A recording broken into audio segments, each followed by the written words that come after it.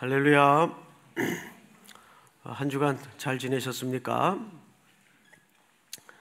오늘 창세기 43장은 지난주 설교와 조금 중첩이 되는 부분이 있습니다.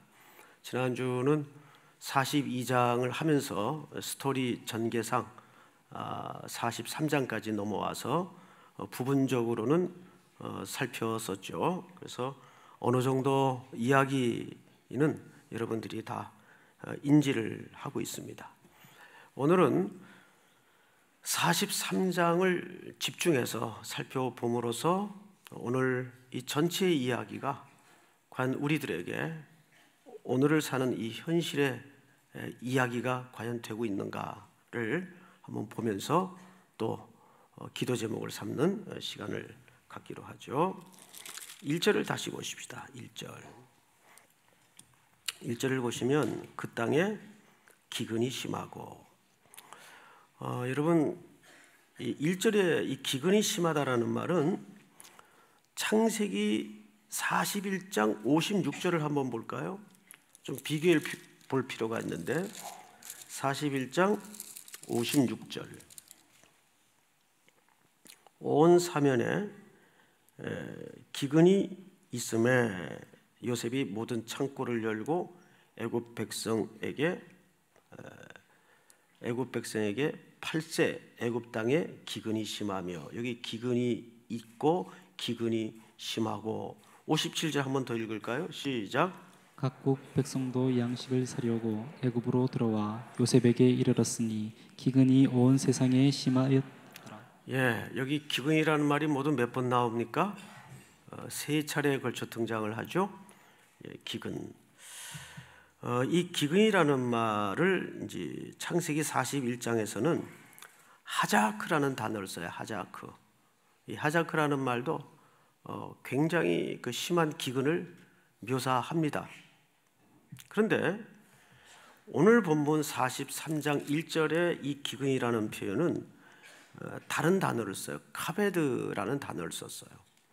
그러니까 기근이 뭐에서 뭘로 바뀐 거죠? 하자크에서 카베드의 기근으로 바뀐 겁니다.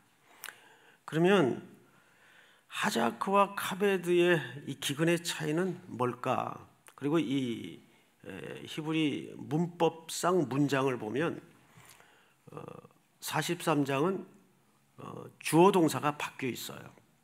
원래 히브리 문법은 이제 상식적으로 아는 분들도 계시겠지만 동사, 주어 이렇게 순서가 되죠. 근데 가끔 주어를 강조하려는 차원에서 이 문법을 무시하고 주어, 동사 이렇게 씁니다.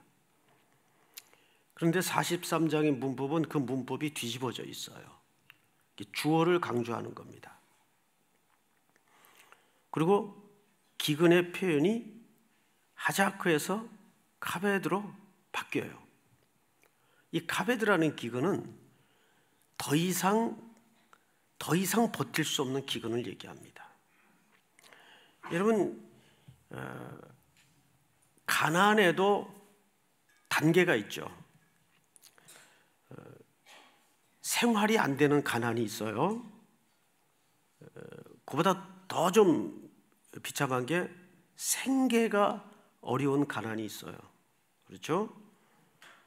그리고 정말 비참한 건 뭐라고 표현을 하냐 하면 생존이 안 되는 가난이 있어요. 히브리어는 이런 그 미세한 차이를 사실 다른 단어를 다 써요. 여기에 기근이 더 이상은 이제 안 되는 아주 막다른 골목에 부딪힌 그런 기근을 얘기합니다. 쉽게 얘기하면. 그리고 그 기근의 상태를 설명하기 위해서 주어와 동사 순서가 바뀌어요. 주어가 앞에 나와 있어요. 그 정도의 심각한 기근이었습니다.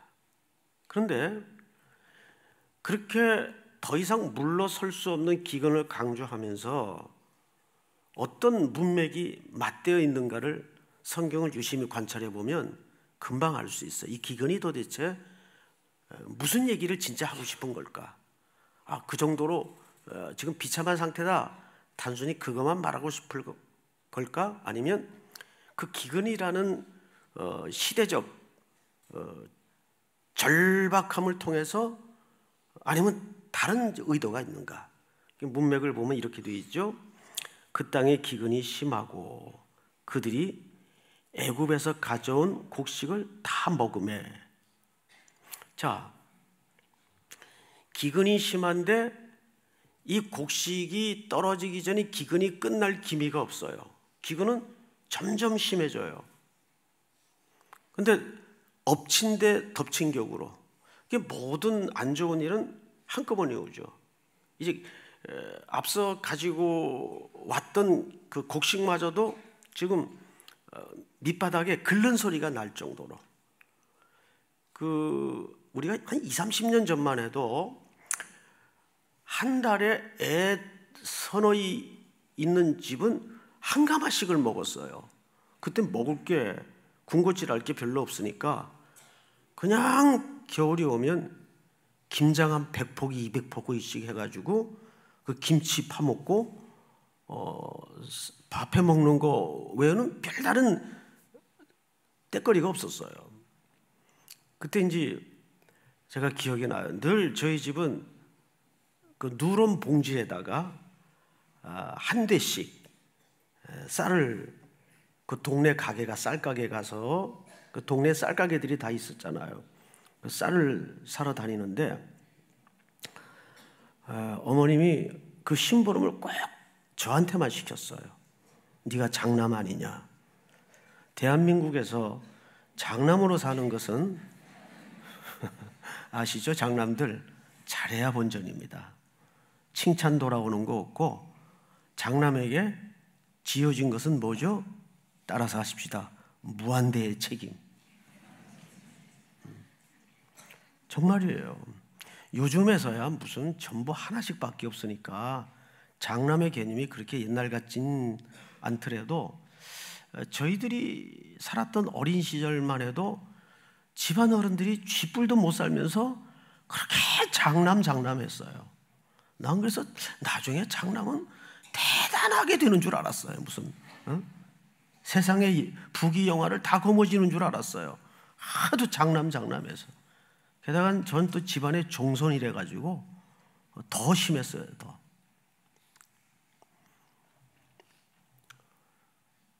상황은 나아질 기미가 없네요. 양식은 떨어지고 기근은 심해지고, 그리고 또 보십시다. 이제 다 먹었어요. 그 아버지가 그들에게 이르되 다시 가서 우리를 위하여 양식을 조금 사오라. 이 말 느낌이 어떻게 들려졌어요? 여러분들에게. 야곱도 이게 참 안 되는 길인 줄 알고 있죠. 아들들을 또 그 사지와 같은 애굽 땅으로 내려보낸다는 게 애비로서 이게 참 못할 일인 걸 본인도 알아요. 우리는 오늘 본문에서 조금 야곱에게 좀 인간적인 동정심을 가지고 바라볼 필요가 있어요.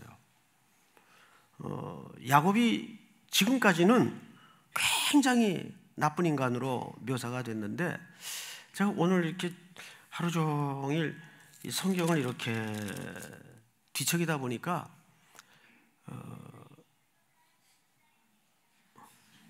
알았어요. 뒤척이다 보니까 무슨 생각이 드냐면 측은지심이 자꾸 드는 거예요. 야곱도 그 야곱 나름대로 참 힘들었겠다. 자기 인생을 자기가 어쩌지 못하잖아요. 그게 이제 젊을 때는 사람들이 모든 세상을 권선징악 내지는 선악의 논리로 구분을 하죠. 나쁜 놈, 좋은 사람. 또 진영 논리에 빠져서 우리 편, 내 편. 근데 살아보니까 인생이 그렇게만 값딜까? 한번 따라서 하십시다. 인생은 모호함 투성이다. 흑백도 안 해보면, 오늘도 이제 오전에 후배들이 좀 와서 한 3시간가량 오랜만에 만나니까 뭐 그동안 하고 싶은 얘기들을 이렇게 쏟아내는데 전부 개혁의 선봉에 서서 온몸으로 한 시대를 부딪힌 친구들이에요. 그 학부 후배들인데 그분들 입에서 그런 얘기를 하더라고요. 선배님, 개혁하는 사람들도 자기 분열이 너무 심해요. 개혁한다고 다 의로운 것도 아니고 다 옳은 것도 아니더라고요. 그래서 뭐 개혁을 하지 말자 그런 얘기는 아닌데 이제 종교개혁 500주년을 얘기하다가 그런 얘기가 나왔습니다.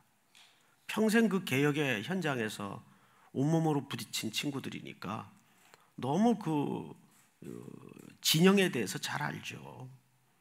근데 개혁하는 분들도 자기 내재적 갈등이 너무 크다는 거예요. 자기 분열증이 너무 많고. 그래서 선도 악도 또 우리 편 내 편도 나중에 큰 의미가 없어지더라는 거죠. 그 야곱에게 그런 면이 서서히 드러납니다. 야곱이 또 그 사지로 아들을 보내자니 인간적으로 얼마나 애비의 마음으로 그래도 자기 혈통이 핏줄인데 생태 같은 자식들인데 편애는 했을지언정 그래도 자식들 아니에요. 근데 그 아들들을 또 다 가정의 책임자들인데 그 아들들도 자녀들이 있고 해서 사지로 내려보내는데 말을 그렇게 하죠. 다시 가서 우리를 위하여 양식을 조금 사오라. 이때 유다가 이제 나섭니다. 자, 3절을 보시면 이렇게 되어 있어요. 유다가 아버지에게 말하여 이르되 그 사람이 우리에게 엄히 경고하여 이르되 너희 아우가 너희와 함께 오지 아니하면 너희가 내 얼굴을 보지 못하리라 하였으니 아버지께서 우리 아우를 우리와 함께 보내시면 우리가 내려가서 아버지를 위하여 양식을 사려니와 이렇게 되어 있어요. 자, 이미 이 스토리는 여러분들이 앞에 겪었기 때문에 무슨 얘기인지 아실 거예요. 지금 애굽에는 누가 볼모로 붙잡혀 있습니까? 시므온이 볼모로 붙잡혀 있어요. 그리고는 이제 동생 데려올 것을 종용하는 차원에서 나머지 형제들만 올라온 겁니다. 자, 근데 양식은 떨어졌어요. 기근은 점점 더 심해요. 이 기근이 점점 더 심해서 이제 더 이상 갈 데 없을 지경까지 갔다는 말이 사실은 무슨 얘기와 지금 연결되고 있는가 하면 야곱에게 요셉을 대신한 생명 같은 베냐민을 놓기까지 이 상황이 계속 깊어가는 겁니다. 이걸 누구의 손길로 봐야 될까요? 하나님의 손길로 볼 수밖에 없어요. 야곱이 움켜쥐고 있던 그 마지막, 그것까지 하나님은 야곱의 손아귀에서 내려놓도록 지금 의도하시는 거예요. 그런데 누구나 그런 거 있잖아요. 근데 그게 쉽냐 말이에요. 쉽지 않죠. 우린 글로 보니까 야곱 참 못됐다. 그럼 여러분 같으면 그런 존재가 여러분 생애 속에 가슴 한복판에 있다면 그게 쉽게 내려지겠고 포기가 되겠어요? 그건 안 되는 겁니다. 어려운 거예요. 자, 그런데 여러분들이 항상 오늘 43장을 읽으면서 놓치지 말아야 될 기초적인 문장 하나가 기억돼야 됩니다. 그게 뭐냐면 지금까지 이 모든 이야기는 창세기 37장에서 누구의 톨레도스로 시작한 내용들이라고요? 야곱의 톨레도스로 시작한 내용들이라는 것을 잊어서는 안 됩니다. 이 요셉의 이야기가 아니에요, 여러분. 야곱의 이야기예요. 아시는 것처럼 야곱은 우리를 상징하는 성도의 그림자입니다. 그리고 요셉은 누구의 예표라고 말씀을 드렸죠? 그리스도의 예표예요. 그러니까 이 야곱이 그리스도를 만나기까지, 성도가 그리스도를 만나기까지 하나님이 이런 이야기의 얼개를 통해서 그 인생을 어떻게 몰아가시는가를 우리가 오늘 그 시각에서 본문을 봐야 돼요. 자, 성경을 또 볼까요? 5절, 아버지께서 만일 그를 보내지 아니하시면 우리는 내려가지 아니하리니 그 사람이 우리에게 말하기를 너희의 아우가 너희와 함께 오지 아니하면 너희가 내 얼굴을 보지 못하리라 하였음이니이다. 이게 무슨 얘기입니까? 야곱에게서 그 막내 베냐민이 그의 마지막이라고 붙들고 있던 그 소나구에서 놓아지지 않으면 누구의 얼굴을 보지 못한다고요? 요셉의 얼굴을 보지 못한다고요. 요셉의 얼굴은 누구의 그림자라고요? 그리스도의 그림자예요. 그걸 보지 못할 것이다. 그러니까 이야기 형태로 구성이 되어 있지만 이 속에 매 문장마다 뚝뚝뚝 성도와 그리스도의 이야기입니다. 사실 그걸 여러분들이 놓치서는 안 돼요. 6절, 이스라엘이 이르되, 지난주에 설명을 드렸죠. 왜 갑자기 야곱을 얘기하다가 왜 이스라엘을 얘기하는가? 이스라엘이 이르되 너희가 어찌하여 너희에게 또 다른 아우가 있다고 그 사람에게 말하여 나를 괴롭게 하느냐? 이게 진짜 왕짜증 나는 표현이죠. 그건 너희들 왜 얘기해가지고 이 쓸데없는 사단을 일으키느냐? 그 얘기죠. 저는 이제 여기서 너무 이해가 돼요. 여기서 말 안 했으면 너무 이런 일도 없었을 거 아니냐.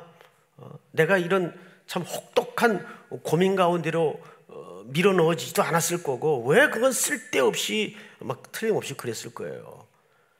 근데 왜 인생사가 쓸데없는 일이 있던가요? 저는 없다고 봐요. 내 주변에 일어나는 모든 사소해 보이는 일들 속에도 저는 하나님의 우리를 만들어 가시는 장치가 다 설치되어 있다고 믿습니다. 이거를 우리가 영적인 눈으로 자꾸 봐야 돼요. 그 훈련이 필요합니다. 여러분, 인생을 보통 뭘로 비유하죠? 달리기로 비유해요. 그렇죠? 오늘 뭐 화나셨어요? 반응 좀 합시다. 인생을 우리가 보통 달리기로 비유를 하죠. 근데 잘 달린다고 꼭 1등 하던가요? 그런 것도 아니에요. 우리 그 영상 하나를 좀 확인해 볼까요?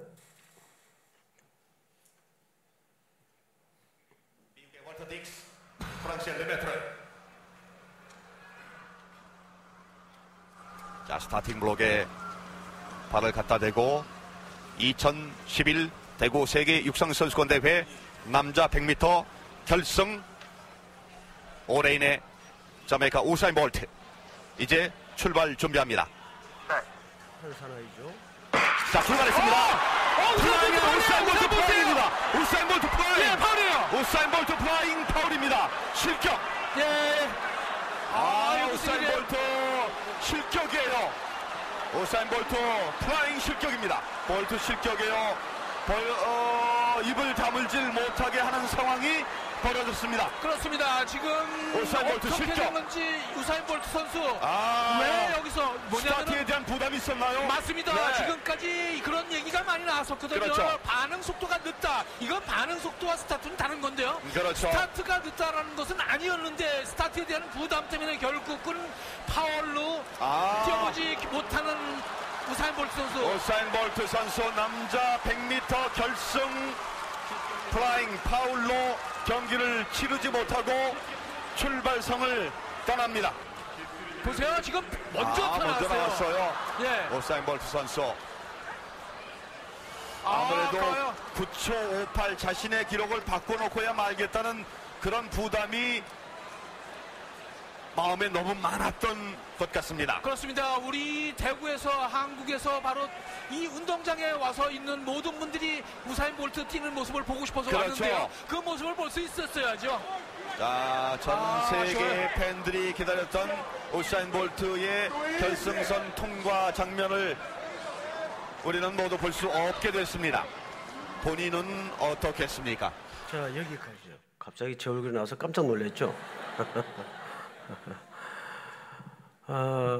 현존하는 그 육상 선수 가운데 가장 빠른 사람이죠. 100m 기록을 9.58로 갖고 있었어, 이 당시에. 그 세계 육상 선수권 대회가 대구에서 2011년 열렸을 때인데 이 라이브 중계를 어쩌다 제가 보게 됐어요. 이 광경을. 그 충격적인 장면을 잊을 수가 없어요. 우사인 볼트는 아시는 것처럼 그 자메이카 국적의 선수죠. 그러면서 항상 싸움은 자기와의 싸움이었어요. 근데 그가 이제 약점이 뭐냐면 이 스타트가 반응 속도가 느리는 겁니다. 그런데 워낙 가속력이 좋기 때문에 중간에서 막 폭발적인 힘으로 치고 나가죠. 어마어마한 속도로 치고 나갑니다. 뒤처지게 출발해도 그 가속력이 붙으면 이 사람을 따라갈 사람이 없었죠. 그런데도 법대로 뛰지 않으니까 그냥 결승전에서 탈락이 되는 겁니다. 모든 인생사가 이래요. 잘 달린다고 꼭 1등하는 것도 아니고 꼴찌했다고 꼭 불행한 것도 아니에요. 하나님은 이런 우리 주변에 일어나는 사소해 보이는 또는 엄청난 그런 수많은 이야기 장치를 통해서 하나님의 목적과 관심은 하나밖에 없어요. 하나님의 택한 백성을 깎고 빚고 다듬고 썰고 잡아 빼서 만들어가는 거, 그거 외에는 하나님의 관심이 없어요. 그 사람을 부자 만든다, 일부러 가난하게 한다, 그거 아니에요. 만유의 주 되신 하나님께서 그게 무슨 의미가 있겠습니까? 그래서 오래전에 여러분들에게 드린 말씀인데 제일 무서운 게 절망인데 절망보다 무서운 게 잘못된 희망이에요. 잘못된 희망. 하나님은 늘 우리 인생 속에 개입하셔서 그 시각을 바꿔주고 그 시각을 고쳐주는데 모든 걸 걸으신 분입니다. 그리스도의 피로 값주고 산 당신의 백성들을 어떻게 하나님께서 만들어 가실 것인가? 야곱이 지금 그 하나님의 트레이닝 스케줄에 얹어져 있는 거예요. 근데 우리는 항상 그 순간순간에 널뛰기를 하죠. 왜 나를 막 바들바들 떨고 분노하고 폭발하고.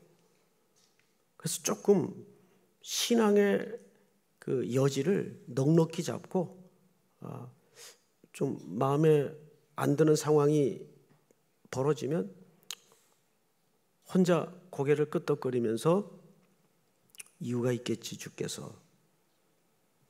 뭐 이유가 있겠지. 기다려 봐야지. 그게 믿음 아니에요? 믿음이 뭐 대단한 겁니까? 이악 물고 두 죽음 뭐 불꽃 지는 게 다 믿음이에요? 그러다가 절단난 사람들 많이 보거든요. 쓸데없이 두 주먹 불꽃 지지 마세요.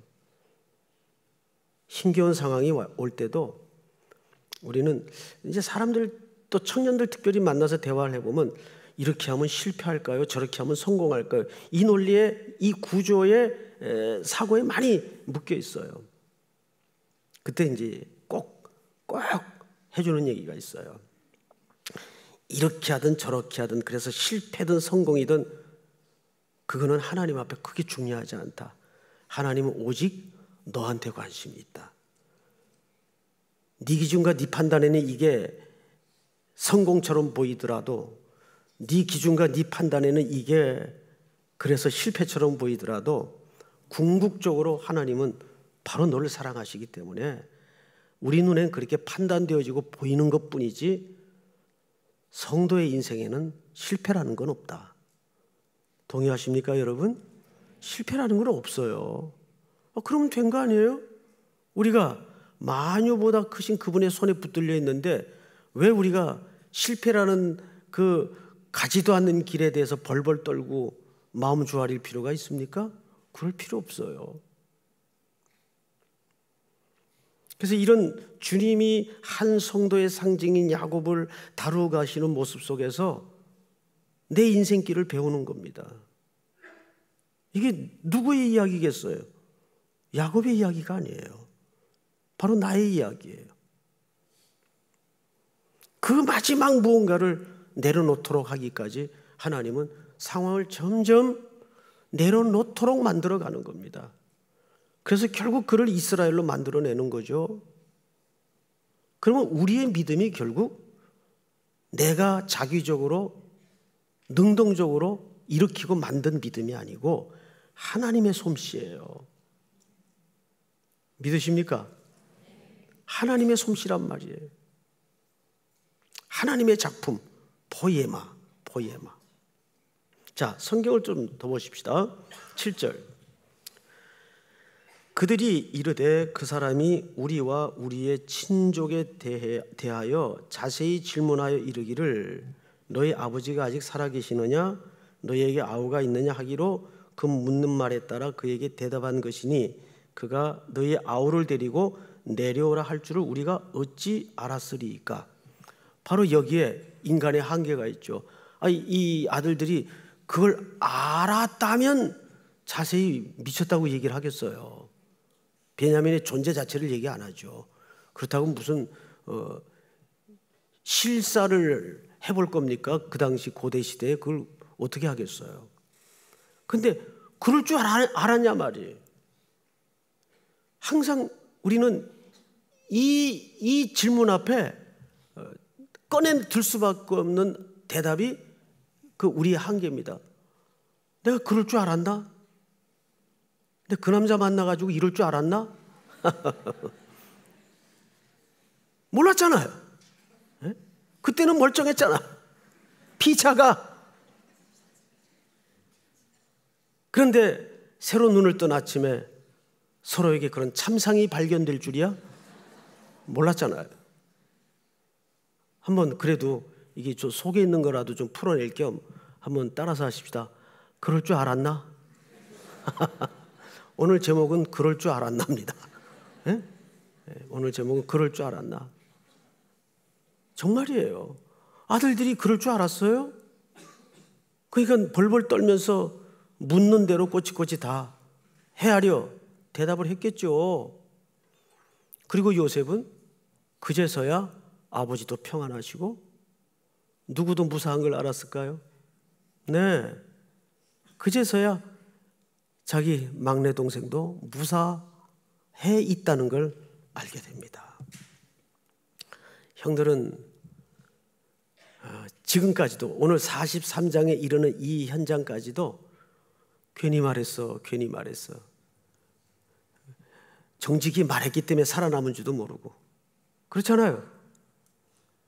동생이 만약에 어떻게 됐다 그러면 요셉이 어떻게 됐을까요? 아니 이놈들이 동생마저 그러지 않았겠어요? 그런데 형들은 아직까지도 아버지 앞에서 우리가 그럴 줄 알았습니까? 그리고 항변을 해보지만 그럴 줄 모른 채 이실직고한 그 대답이 자기들을 살리는 모티브가 될 줄은 누가 알았어요? 누가? 요셉밖에 모르는 거예요. 그 까닭으로 그 형제를 보기 위해서 형들을 먹을 것 실려서 음모라는 형식을 빌려서 억울함을 뒤집어 씌우고 올려보내는 거 아닙니까? 자, 성경을 또 이어서 보십시다. 참 눈물겨운 이제 현장에 우리가 도착을 하게 되죠. 8절 한번 같이 읽읍시다. 시작. 유다가 그의 아버지 이스라엘에게 이르되 저 아이를 나와 함께 보내시면 우리가 곧 가리니 그러면 우리와 아버지와 우리 어린 아이들이 다 살고 죽지 아니하리이다. 여러분, 유다가 아버지한테 담보물을 제공합니다. 9절을 보면 이렇게 되어 있죠.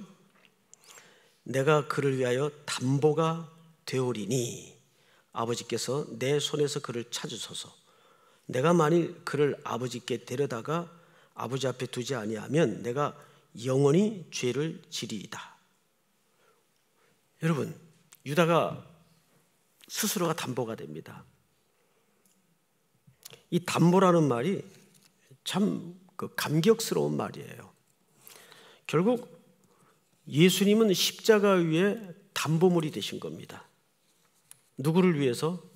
우리를 위해서. 그래서 그 예수님은 어느 지파에서 오시죠? 바로 이 담보가 되었던 유다 지파에서 오십니다. 우리를 살리기 위해서 십자가의 담보가 되셨는데, 이 담보라는 말이 히브리 말에는 아라브라고 되어 있어요. 아라브라는 말이 이제 두 가지 형태로 쓰이는데, 칼형, 그리고 하나는 히트파엘형. 이건 이제 히브리어를 이제 공부하다 보면 나오는 문법 체계입니다. 그런데 칼형이든 또 히트파엘형이든 종합해 보면 세 가지 의미가 있어요. 이 아라브라는 담보라는 표현 속에는 첫째, 보증이나 맹세로 교환하다. 보증이나 맹세로 교환하다. 둘째, 교제하다. 커뮤니케이션. 교환함으로써 교제가 이루어지다. 세 번째는 거기에 참여되다. 이 세 가지 개념이 결국은 담보라는 아라브라는 말 속에 담아진 히브리적 의미예요. 근데 이 세 가지 의미가 놀랍게도 유다가 적극적으로 나섰던 담보라는 말의 의미입니다. 근데 그게 그대로 먼 역사의 훗날 어디에서 드러나는가 하면 십자가에서 드러납니다. 예수님이 첫째 우리를 위하여 하나님의 맹세에 따라 담보가 되어 주셨어요. 그래서 그 한 사람의 담보된 죽음으로, 그분이 죽음에 참여하심으로 우리가 대신 풀림을 받고 생명을 얻고 그분과 교제를 누리게 되었습니다. 참여가 된 거예요. 그러니까 오늘 이 이야기는 놀랍게도 유다의 입에서 던져집니다. 그런데 더 놀라운 것은 바로 이 유다의 혈통을 통해서 누가 오십니까? 그리스도가 오세요. 우리 창세기 38장 유다와 며느리 다말의 그 불륜 스토리를 공부했죠. 나중에는 유다가 다말을 향해서 했던 중요한 선언이 하나 있었어요. 네가 옳도다.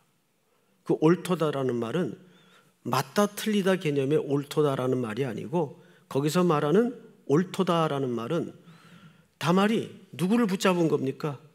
이 가계가 끊어지면 누가 오실 일이 실패되는 거죠? 예수 그리스도께서 오실 일이 끊어지는 겁니다.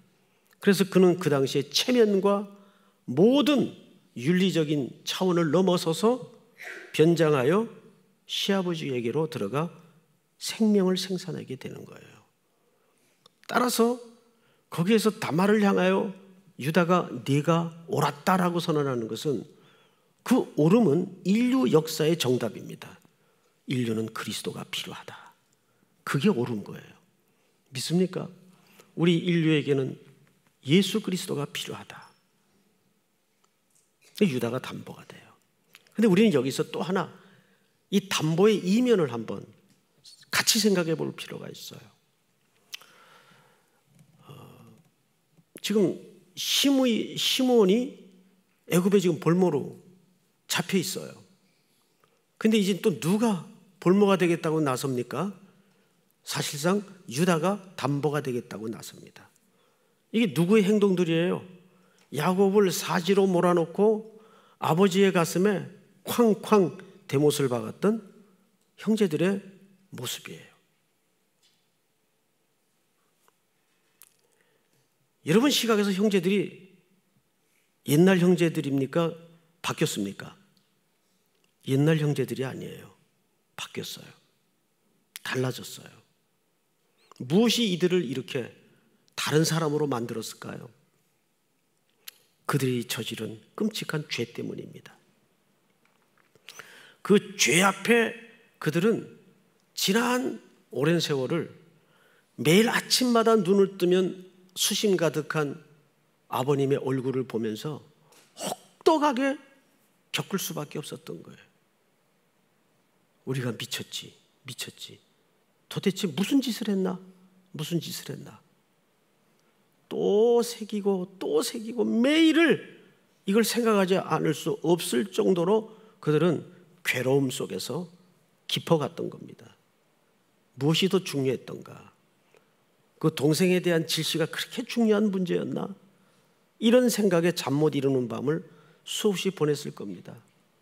아버지 야곱은 말할 것도 없고, 어쩌면 그런 가정적 상황이 야곱을 더 야곱답게 마지막 이 베냐민을 놓지 못하는 그 악착 같은 자리까지, 그 트라우마가 야곱의 평생을 길고 짙은 어두움으로 드리워지게 했을 겁니다. 우리가 그런 모든 종합적인 정황을 보면서 이 본문을 읽으면 너무 실감이 나고 이해가 돼요. 이해가. 동의는 안 되는데 이해가 돼요. 자, 그런데 이제 성경을 한번 볼까요? 거의 다 왔어요. 10절. 우리가 지체하지 아니하였더라면 벌써 2번 갔다 왔으리이다. 11절 한번 같이 읽을까요? 시작. 그들의 아버지 이스라엘이 그들에게 이르되 그러할진대 이렇게 하라. 너희는 이 땅의 아름다운 소산을 그릇에 담아 가지고 내려가서 그 사람에게 예물로 드릴지니 곧 유향 조금과 꿀 조금과 향품과 모략과 유향나무 열매와 감복숭아이니라. 네, 야곱은 이 버릇이 참 안 고쳐져요. 네, 이거 누구 만날 때 했던 수법입니까? 그렇죠. 형님 만날 때 바리바리 꾸려가지고 앞서 세상에 그런 물질로 어떻게든 끝까지 한번 이 세상 끝 가지고 해보는 데까지는 우리가 한번 해보자. 그런 마음이 야곱에게 아직도 뿌리 뽑혀지질 않아요. 이게 사실은 그 형 에서 만날 때 했던 행동하고 똑같습니다. 패턴이. 12절. 너희 손에 갑절의 돈을 가지고 너희 자루 아귀에 도로 넣어져 있던 그 돈을 다시 가지고 가라. 혹 잘못이 있었을까 두렵도다. 내 아우도 데리고 떠나 다시 그 사람에게로 가라. 드디어 놓습니다. 13절. 드디어 놔요. 14절. 전능하신 하나님께서 그 사람 앞에서 너희에게 은혜를 베푸사 그 사람으로 너희 다른 형제와 베냐민을 돌려 보내게 하시기를 원하노라. 내가 자식을 잃게 되면 이르리다. 여러분 어떠세요? 야곱의 입에서 잃게 되면 잃겠다는 이 한마디가 터져 나오기까지 얼마나 밤새 뻑국새는 울었을까요? 한 송이 국화꽃을 피워내기 위해서 얼마나 수많은 날밤 그 험한 하늘을 그려내며 천둥은 울었을까요? 놀랍지 않습니까? 잃으면 잃으리라는 이 한마디가 그 입에서 쏟아내기까지 얼마나 많은 사연이 있었어요. 얼마나 많은. 사실 여기서 야곱은 다 포기한 겁니다. 그때 여러분 야곱의 마음을 한번 생각해 보세요. 얼마나 딱한가, 얼마나 측은지심이 드는가. 그런데 여기 놀라운 게 있어요. 야곱이 변덕이 왜 이렇게 심하나? 그렇게 읽혀지십니까? 이 변덕 심하다고 보여지세요? 저는 여기서 무슨 표현이 나도 모르게 튀어나왔는가 하면 아까 서두에 뭘 한 문장을 놓치고 읽으시면 안 된다고 그랬어요. 이게 누구의 톨레도시예요? 야곱의 톨레도시. 야곱의 족보라 말이에요. 여러분 무슨 고백이 튀어나오는가 하면 역시 야곱이다. 이것은 야곱을 단순히 인정하거나 칭찬의 탄식이 아니에요. 역시 야곱이다. 왜 그런 고백이 튀어나오는가 하면 여기 야곱의 냉정하고도 무소리 만치의 어떤 것을 저는 봤어요. 뭘 봤을 것 같습니까? 송 목사가? 야곱은 그 소나기에 마지막까지 내려놓지 못했던 그걸 내려놓음으로써 뭘 살리고자 한 거예요? 예? 뭘 살리고자 했습니까? 집안을 살리고자 했어요. 집안, 야곱의 집. 이게 여러분 그냥 감정의 기록이 아니에요. 그는 정말 이거 안 되지만, 이건 내려놓을 수 없지만, 그렇잖아요. 이걸 어떻게 내려놔요? 이걸 어떻게 포기해요? 그런데 내가 이거를 안 내려놓으면 식구들이 다 죽어요. 집안이 죽어요. 집안이 멸망당한단 말이에요. 너무 아프지만 내려놓는 거예요. 바로 그 내려놓음으로 나중에 야곱은 누구와 만남이 이루어집니까? 예수 그리스도의 예표인 요셉과 만남이 이루어져요. 이게 얼마나 역설이에요. 저는 야곱이 여기서 내려놓는 것이 그냥 즐기다 이제 포기하는구나 이렇게 읽혀지질 않아요. 와, 대단하다. 얼마나 힘들었을까? 이렇게 보여지더라고요. 이제는 좀 야곱도 이렇게 동정을 해가면서 읽으십시다. 에? 너무 두드려 패지만 말고. 너무 인간적인 측은지심이 여기에서 드러나는 겁니다. 그는 냉정한 사람이었어요, 사실은. 에? 손익계산에 관한은 그는 분명한 사람이었어요. 내가 얘 안 놓으면 이 자식들도 내 자식들인데 이 집안이 여기서 끝나겠구나. 울면서 내려놓는 거예요. 울면서. 가슴이 무너지면서 내려놓는 거예요. 근데 하나님 참 독하시죠? 우리를 그 자리까지 밀어내세요.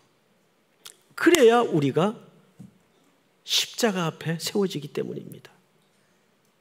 믿습니까? 오늘 이 말씀이, 이 묵상이 사랑하는 우리 이 밤을 찾은 3일의 성도들 온 밤을 기도하는 굵은 제목이 될 수 있기를 주님의 이름으로 축복합니다. 우리 잘 아는 찬양이죠. 내가 주인 삼은 모든 것 내려놓고 우리 찬양하십시다.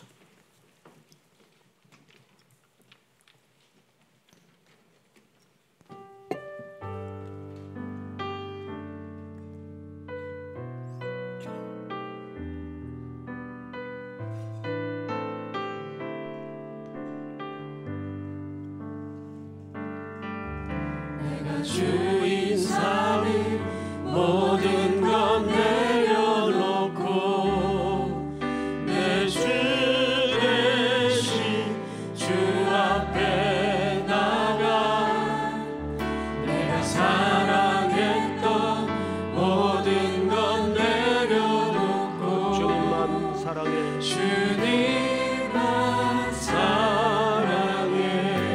내가 주인 삼은 주인 삼은 모든 것 내려놓고 내 주 대신 주 앞에 나가 내가 사랑했던 모든 것 내려놓고 주님만 사랑해. 주 사랑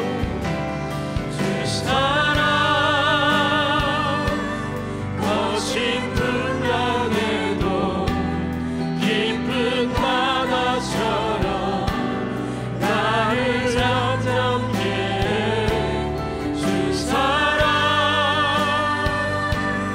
내 영혼의 반석 그 사랑 위에 다시 한번 내가 주인 삼은 모든 것 내려놓고 주인 삼은 모든 것 내려놓고 내 주 대신 주 앞에 나가 내가 사랑했던 모든 것 내려놓고 주님만 사랑하기를 원합니다. 주님만 사랑. 다시 한번 내가 주인 삼은 주인